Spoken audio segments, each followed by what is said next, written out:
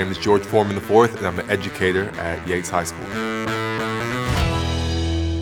What inspires me to teach at Yates is the opportunity to put my fingerprint on a school with a legacy like this one. A lot of great individuals have come from here. It's a unique environment. It brings out the best for those who want it. And I wanted to be a part of something like that. I knew I wanted to be an educator, so I wanted to start in an environment that had a rich history of success, but at the same time, an opportunity to submerge myself in the culture as well. Dad was a fighter all the way from birth. He was born in a small town called Marshall, Texas. So when I think about the Foreman legacy, I think about coming from nothing and making something great. So my dad came from a place where there was very little opportunity. He didn't have running water in his home. His dad and his biological father and his mother didn't stay together. So for me, carrying on a legacy means taking nothing and making something great. And that's what the Foreman legacy is all about for me. What can I tell you about my father? He's a very diverse individual. He's a salesman, first and foremost. When I grew up, he was a boxer, a preacher, and a grill salesman. So people know him for usually one of those things. But he's also an author. He used to preach on street corners, and people thought he was crazy. So by the time I was born, he was just coming out of that "is George Foreman crazy?" concept and coming back into the ring as a boxer. So depending on what you're interested in, when you Google, you could find out a lot of things about George Foreman.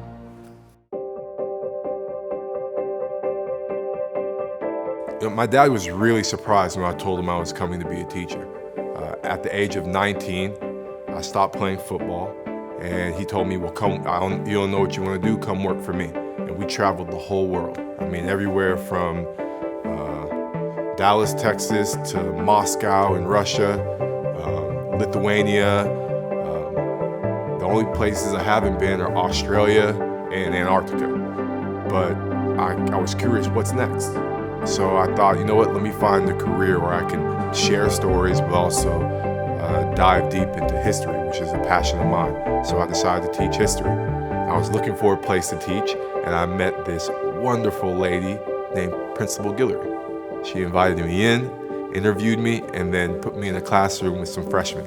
And ever since then, I've been an educator.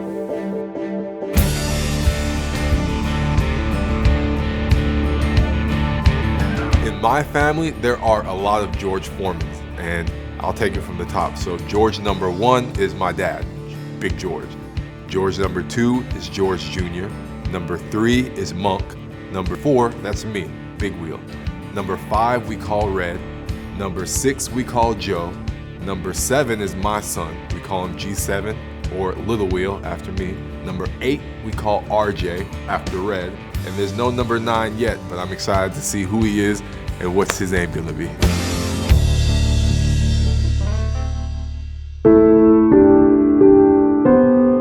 I have a great legacy to uphold, so I just try to carry the torch. I can only carry it a little way, and I have to pass it on to the next George. So I really, more than anything, I try to pave the way for those around me to make sure that they see an example that they can do anything. So whatever I do, I just try to remember that there's another George looking at me as an example. In 2018, I lost my sister Frida, and that was devastating to my family. We had 10 kids, and we were all pretty close. But when I lost my sister Frida, it brought us all even closer. And I wanted to be close to my children every day. I wanted to be close to my siblings every day because I never wanted to lose another moment. So I wanted to be close to my daughter every day. I could go bring her lunch at school.